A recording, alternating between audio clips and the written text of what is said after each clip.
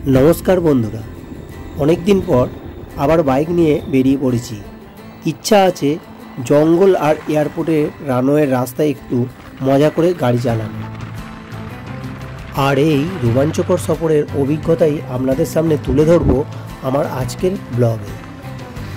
एई February मासे ठांडा प्राय नेই बोललेই चले, किन्तु कुयाशा बेश भालोई आछे और एई कुयाशार दौलते रास्तार दुधारेर दृश्य और এই প্রাকৃতিক পরিবেশ আরো বেশি সুন্দর লাগছে।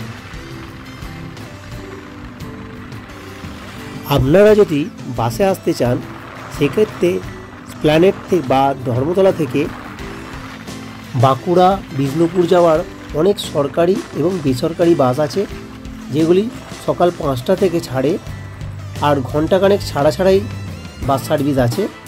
ভাড়া শুরু 120 টাকা থেকে। আর যদি ট্রেনে যেতে চান তাহলে সকাল 6টা 28-এর রূপসী বাংলা কিংবা 7টা 45-এর আরণ্যক এক্সপ্রেস ধরে সাঁতরাগাছি থেকে বাঁকুড়া বা বিষ্ণুপুরে চলে আসতে পারেন। আর যদি হাওড়া থেকে যেতে চান তাহলে রাত 12টা 5-এর চক্রধরপুর এক্সপ্রেস ধরতে পারেন। দিনের বেলার ট্রেনগুলি সেকেন্ড সিটিংয়ের ভাড়া মিনিমাম পড়বে 120 টাকা আর চক্রধরপুর এক্সপ্রেসের স্লিপারে রাতের মিনিমাম ভাড়া পড়বে 175 টাকা। আমি এখন দাঁড়িয়ে আছি বনলতা রিসর্টের সামনে, আর এই রাস্তার পাশেই আরও অনেক রিসর্ট আছে, কিন্তু আজ আমাদের গন্তব্য ঠিক এর উল্টো দিকের এই রাস্তাটা ধরে মৌলিসা রিসর্ট।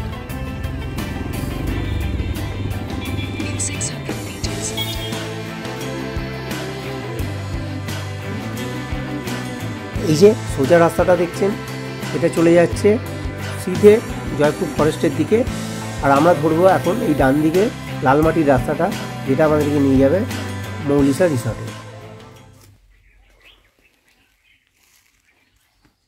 এই যে সামনেই দেখা যাচ্ছে রিসেপশন রুম।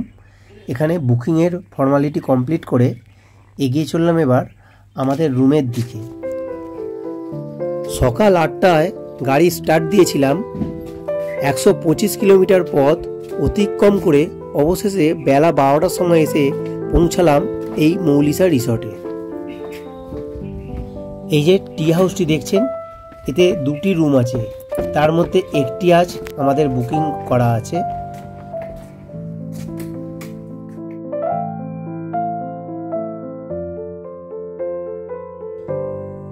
বেশ সুন্দরভাবে সাজানো এসি রুম, পরিষ্কার পরিচ্ছন্ন।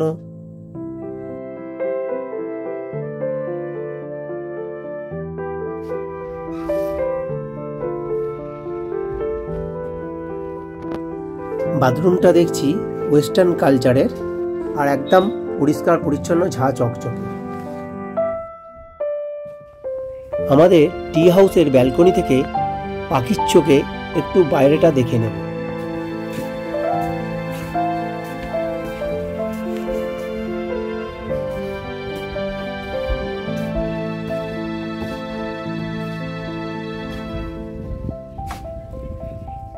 এরপর ফ্রেশ হয়ে লাঞ্চ করতে যাওয়ার আগে রিসর্টটা একটু ঘুরে দেখে নিচ্ছি।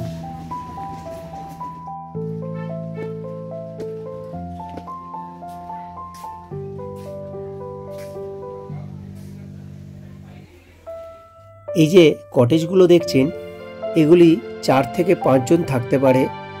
ভাড়া পড়বে 4000 টাকা, আর আমাদের টি হাউসের রুমটির ভাড়া পড়ছে 3000 টাকা প্রতিদিন পিছু।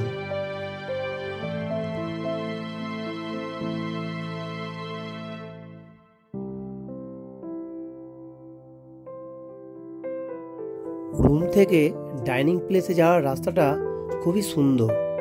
চারিদিকে কি সুন্দর নানা রকম সবজি চাষাবাদ করা আছে, আর তার উপর সব দিকেই জঙ্গলের মতন একটা পরিবেশ।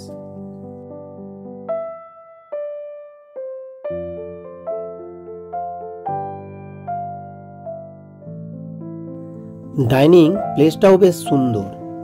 মাথার উপর খড়ের চাল, সেই সঙ্গে তোরণ করা আছে। বসার জায়গাগুলো সুন্দর কাঠের চেয়ার দিয়ে সাজানো। না, অনেক হলো, এবার সেরে নেব আজকের লাঞ্চ। এখানে এই বড় গাছটাকে চারদিকটা খড়ের চাল দিয়ে ছাউনি করে দিয়েছে, আর রাতের দিকে এখানে বারবিকিউ বা বনফায়ার করা হয়।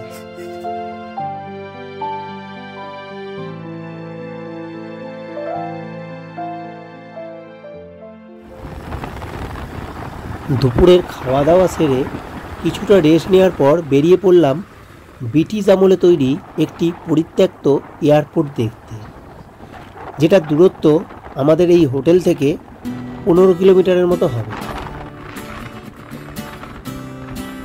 এখন আমরা চলেছি জয়পুর ফরেস্টের মধ্য দিয়ে। রাস্তার দুধারে শাল, সেগুন প্রভৃতি গাছ মাথা তুলে দাঁড়িয়ে আছে, আর তার মাঝখানে পিচ কালো সুন্দর এই রাস্তা।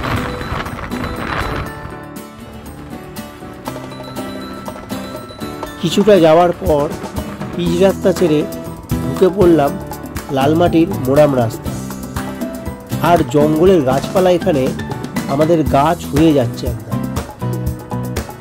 রাস্তাটা বেশ সরু, কোনো জন্তু না হঠাৎ করে গাড়ির সামনে চলে আসে, আর বলতে বলতেই দেখা মিলল এক পাল বুনো মোষের।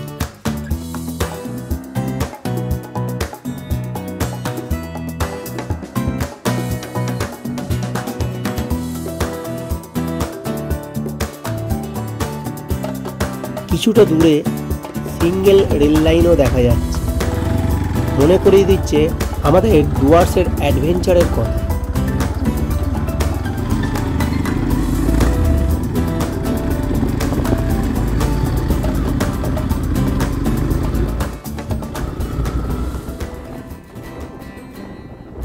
মোরাম রাস্তা ধরে অবশেষে পৌঁছালাম পিয়ারডোবা এয়ারফিল্ডে।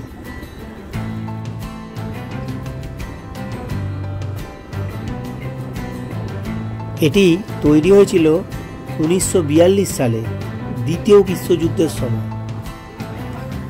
এটি ব্যবহৃত হয়েছিল সেই সময়, এখন পরিত্যক্ত, তাই মানুষজন এটিকে একটি পিকনিক স্পট বানিয়ে নিয়েছে। আজ কংক্রিটের তৈরি এই রানওয়েতে মনের সুখে বাইক নিয়ে উড়ে বেড়াচ্ছে।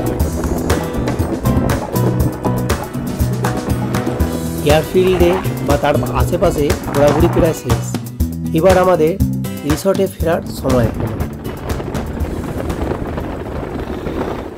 চা পানের বিরতির জন্য দাঁড়ালাম বনলতা রিসর্টের সামনে। চা খেতে খেতে একটু ঘুরে দেখে নিলাম ভিতরের এই পরিবেশটা।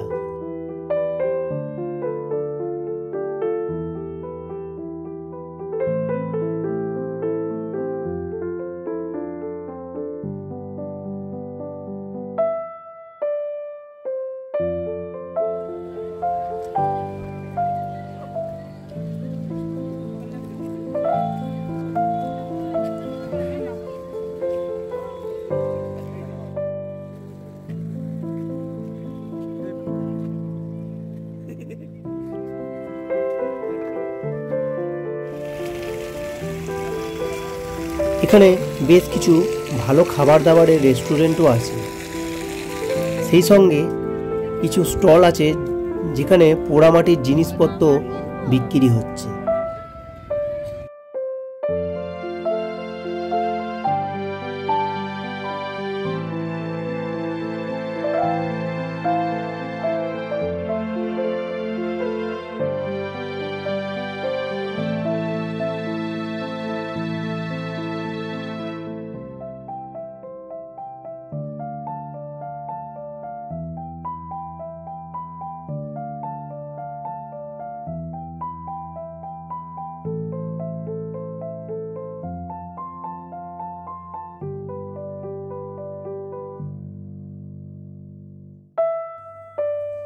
এক জায়গায় দেখছি ঢেঁকিতে চাল ভেঙে তা দিয়ে নানা রকম পিঠেপুলি বানানো হচ্ছে।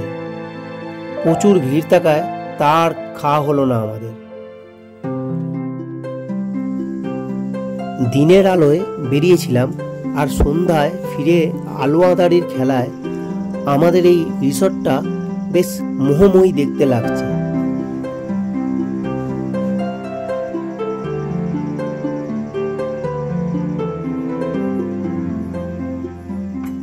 এখন বাজে রাত 10টা।